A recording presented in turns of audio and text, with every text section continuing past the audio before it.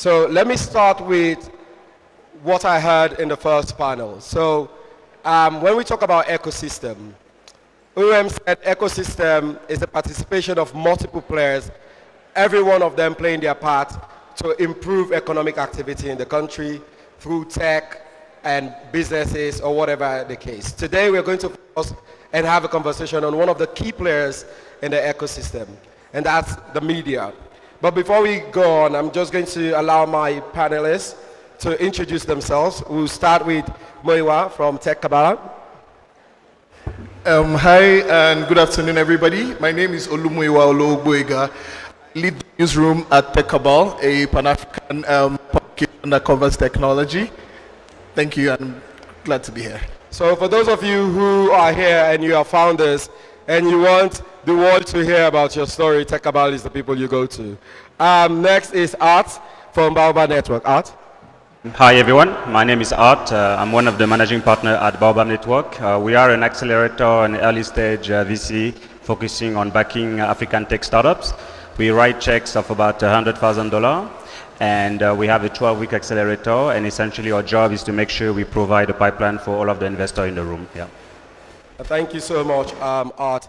So Olumuyiwa, I'm going to start. Before you came to Uganda, what was your perception about the startup ecosystem in Uganda? I feel like it's a huge coincidence that in the same week we came to Uganda. I think we're editing a story about Imata, which is a Ugandan agrofinancing startup. But before then, not a lot of exposure to the Ugandan tech ecosystem. But our coverage is expanding. So yeah, it feels like a good time as any to understand what's happening here. What are some of the reasons why you think a lot of coverage have not been done so far? I would say that first, we don't get a lot from maybe the existing media publications here, right? I think it's been said on the first panel and the second panel as well. Usually when local media is active and when local media is actively pushing those stories, someone outside pays attention and says, okay, it seems like a lot's happening here and let's cover that. So that's usually what happens in the regions we cover. But it takes a bunch of things to make people pay attention. This, for example, is making people pay attention. People host really good conferences, for instance. You meet people and you suddenly realize, oh, okay, this was a blind spot. And now that it's no longer a blind spot, we should pay a lot more attention. So I think that's useful. So Art, I'm just going to piggyback from what Olumuyiwa said. He said the good branding allows people from the outside to pay attention. As an investor, you are outside, you're looking at the country for the very first time. How do you source your information? I mean, we read news. Exactly. So we check TechCabal. I think for us, we only back African founders, so we're trying to really understand the local context, right? Because I think if you want to win, it's about...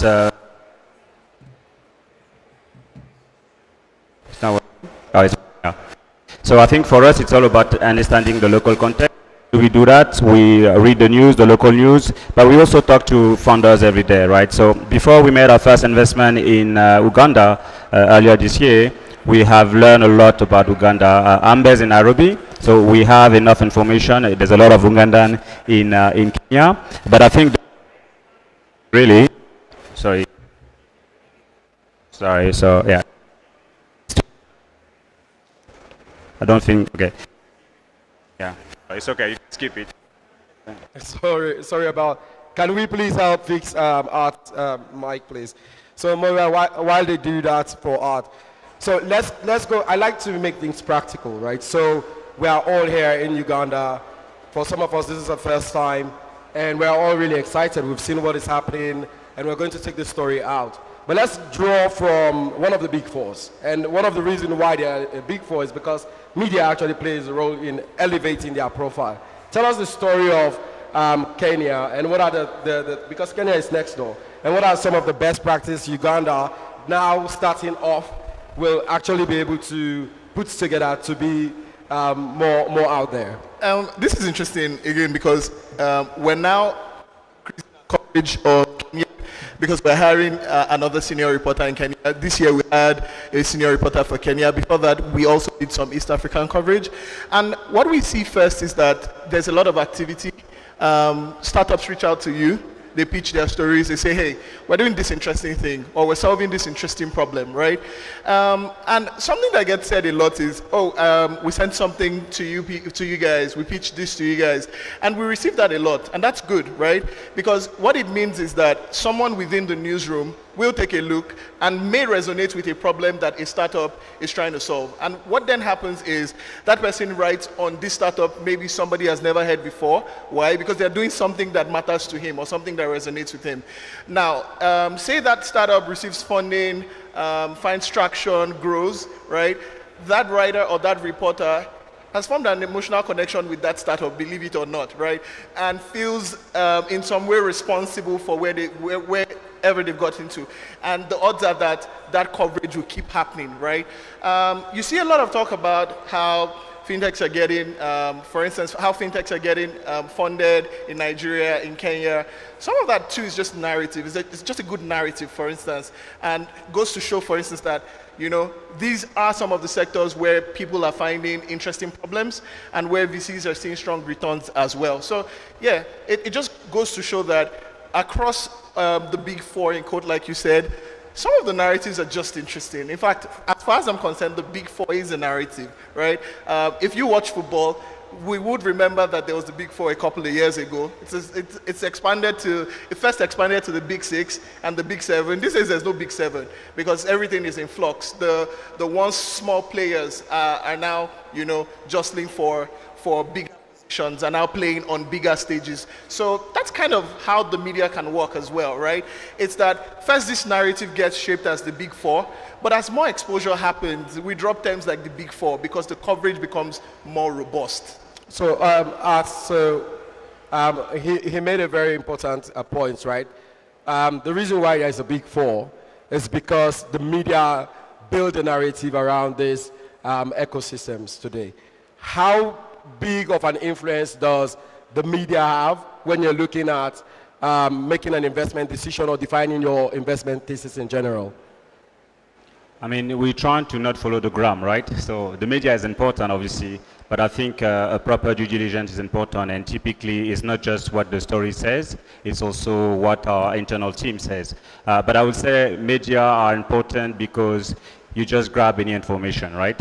Especially the offline kind of thing. I mean, offline, I guess it's online, things like Twitter, to really understand what's the market. But the best thing for us, I have to be honest, is yes, the media is there, but it really is to travel to the country and understand that, mobile money in Kenya is a thing, but if you go to Cameroon, where I'm from, that it's not that much of a thing, right? And that is something, at the moment, no media really is focusing on these kind of details, right? So a lot of the stories will be there. Sometimes, XYZ founder raised a lot of money, etc. And so there's a bit of context beyond. That's great. But I think TechCabal is doing it, to be fair, but we need more of the sort of the insight aspect of it, right? Because for me as an investor, I need to have the additional insight into a specific market to make sure that as I am as sure about the investment. Anyway, we're never sure about an investment. I mean, what about the attraction? The attraction itself. So what are some of the stories that you read online that actually attracts you to the market, right? Because you have to have a point of attraction before you are able to make an investment decision or the decision to start looking into that market. So what are some of the attraction that you look for in terms of like the quality of story? What type of story you look out for to be attracted to the market? Yeah, so I think it goes two ways. For instance, for Baobab Network, we have a lot of inbound. And so once we see, say, I don't know, a lot of betting company, we won't do betting, but let me just use it as an example. In a particular country, we just want to understand what's going on, and then if by chance there is a story around that, then that helps us, right? So again, I think you could argue that the media will be a starting point for curiosity. But then really for us, it's all about due diligence, right? Because when we write 100K ticket and some of the people in the audience, they write much bigger checks, you can't just rely on the story. You have to rely on your own story that you've built. Yeah. No, Moiwa, I'm going to come to you. So storytelling is important. But I was having a conversation with someone the other day. He said whether you tell your story or not, your story is going to be told. It's depending on who is going to tell your story. And they are going to tell their story based on the perspective that they have. So how important is it for the Ugandan media to actually curate and tell the story, but also for the startup themselves to be able to build structured story and inspiring story, so people like you will be interested to take it international? I'll use a recent example that I think that, and I would not mention names, because it was, I wouldn't say it was contentious, right? So TechCabal recently published an article about a streaming company, right? And basically we looked at some of the difficulties of building a streaming business in Africa, right? We did that story. We did a lot of research. We talked to the founders. We talked to some of the people within the business, and we wrote our story. And I think our conclusion was, okay, this is a company that's struggling in what is generally a difficult space, right? But something very interesting also happened. The founder also wrote a rejoinder, right? And not only wrote a rejoinder, but also went ahead to also frame his narrative to say, yeah, this business is struggling, this is what it's struggling with, this is exactly what I've struggled with, but this is how I feel about this business. I'm passionate about this thing. I've put years of my life into this thing, right? And I'm going to succeed at it one way or the other. So that's one way to think about these narratives. Sometimes people can be reluctant to speak on things that are not always outrightly flattering, but they forget that there's always an opportunity to shape your narrative, to push your agenda, no matter what the story is. You are the one, I think that one of the almost near use is that the founder is the person in the arena, right? No matter how much the journalist talks to people, no matter how much research the journalist does, it's still a bit different from the person who's living, breathing this thing every single day of their lives, right? And it's nothing like that when people hear from you. Even when you admit that there are challenges, it can still turn around and be some motivational missive of sorts. So that's, to a large extent, that's true. So I don't think it makes any sense to wait around and wait for people to tell your stories. If you have a great story, push it out. If you have something you think is important, talk about your milestones. We're a media publication. We hit a very important milestone in October. We hit 1 million users in the month of, unique readers in the month of October. And just like any other company, we went out and we talked about it. I think we talked about it before I came here. Like any other company, we talked about it. We sent out press releases. We engaged people. We told our own story, right? So I think that's important. If it's good, if it's bad, get out there, get in front of it, talk about it, and share your own story. And yeah, that's I mean, one of the things that have actually led to the growth of our company at Fleri. So what we do is we've been able to just aggregate healthcare providers and offer them to the migrants to be able to take care of their family back home. And one of the things that we have actually leveraged very well is just looking at how we connect with these migrants on LinkedIn, social media, and things like that. Because when we talk about media, most times people just think it's news, it's TV, it's print, but there is social media, right? So Art, this brings me to the question of when you're looking at a startup, right? What inspires you particularly about the startup journey and how they handle the narrative that they're telling about that journey on social media specifically? Yeah, sure. So, I mean, those days, anything you say, you do is online, right? So you have to be very careful. So again, back to the due diligence, what we have a lot of the process, but one of the steps in that process is to actually do a thorough research of the founding team, and some key executive across social media, LinkedIn, etc. And when we want to find stuff like what they've said, affiliated to political party, I mean anything that could be a no-no for us. So I will say that's definitely important. I think back to the point earlier on media, right? One thing we've seen is sometimes some of our startups in Nigeria, for instance, they have written some articles about what they do and pushed it on TechCabal, and that really helps, right? So those kind of things is also a good sign, but also sometimes it could be like they're trying to tell a story, but there's no story, right? So sometimes, we just have to be careful, but I would say social media, it's so key, right? Like everybody, I mean, you have to be careful what you put online as a founder, yeah, because it's actually very crucial, right? And I've seen many founders make that mistake on in the sense of being controversial. They go overboard and then run into problems with their investors. So I'm going to try to wrap up the conversation just because I know a lot of people have been sitting here for a very long time. But I want to ask you, Olumuyiwa, how specifically do you see government support coming in and being able to influence from a non-political perspective, but keeping it in such a way that the investment to push the story and tell the truth about the ecosystem, how important is that in building a vibrant and scalable ecosystem?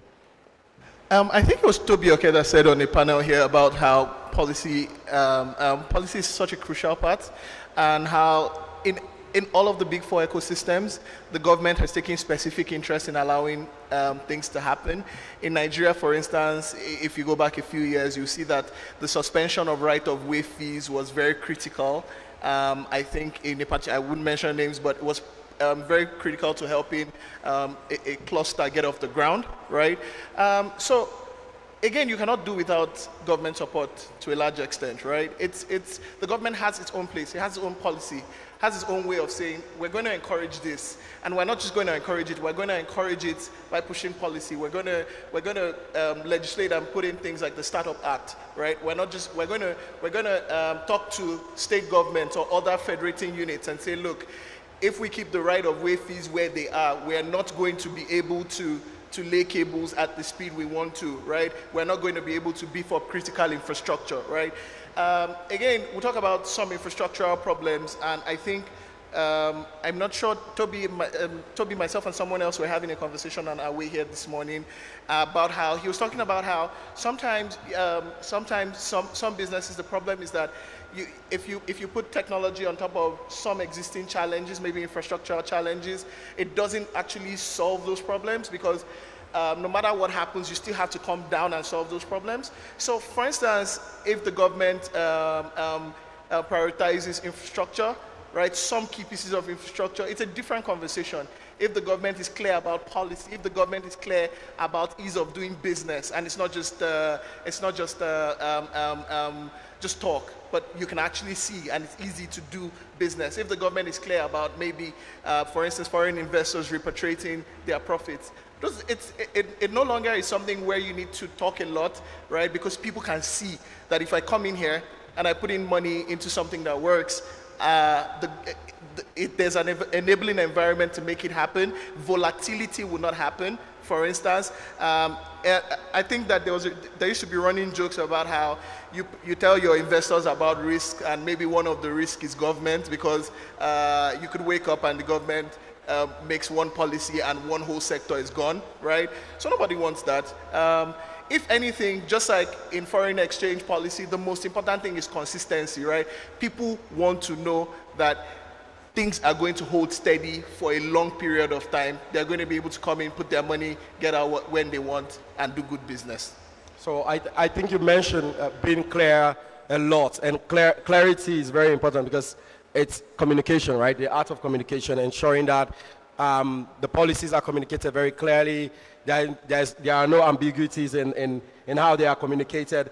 But also, like what Art has been saying, the work needs to be done, right? It needs to be backed, because once you get to due diligence, and due diligence happens at every stage. It doesn't only mean in the startup environment, right? It's just about making the conscious research efforts before you take a decision. And I just want to, come back to you and just think about investment strategies in general, but learning from other markets, right? And learning from other markets that you've worked in. What are some of the key two things, primarily from other markets, that you think the Ugandan ecosystem can replicate to be able to fast track their growth? Yeah, sure. So for context, we've done 45 investments across 15 markets in Africa, and including Uganda. I think Uganda is it's an exciting market, not just because I'm here, but because there's a population, there's all the key metrics. I think there's a government that really is trying to to set the things right, like Moe said, right? Government are one of the key pillars for any tech ecosystem, right? And so I think Uganda can is doing that and is going to thrive.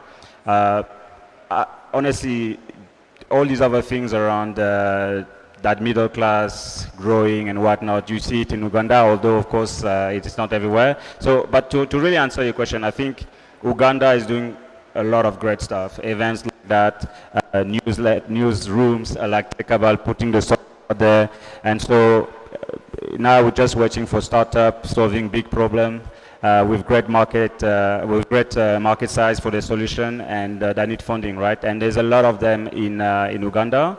As a matter of fact, we're about to make another investment probably over the next 2 weeks in Uganda. So we're very bullish with the country. I can't really say there's nothing they're not doing. No, thank you very much for that. Ladies and gentlemen, thank you so much for being here with us. But just last thoughts on your side, and I'm just going to pick on David a little bit. So David said that when they raised venture capital, they were about to put a story together for TechCabal to make an announcement, but then you jump in front of that and then you tell the story. How did you get to tell his story without him reaching out to you? And I'm asking this from the context of founders and startups that are in Uganda who may not be able to access you directly, but still are good enough for their stories to be told. Well, as to how we're the story, well, we're journalists. We're expected to be deeply sourced. We're expected to have scoops. We're expected to know people. As to other startups generally, and I say this because we receive, say, on an average, maybe 40 press releases every day, right? You'll be surprised at how unconvincing some of those press releases may sound. It's always great to just put your best foot forward, sound like a human being. Like people connect with people. If you really sound like, if you send someone an email really passionate about what you're building, really clear about what you're building, I think it gives them a chance to connect, right? I don't think you always need to push for the publication first. It's good to push for, you know what, let's have a 10-minute conversation. Let me tell you this interesting thing I'm doing, you know. Let me show you.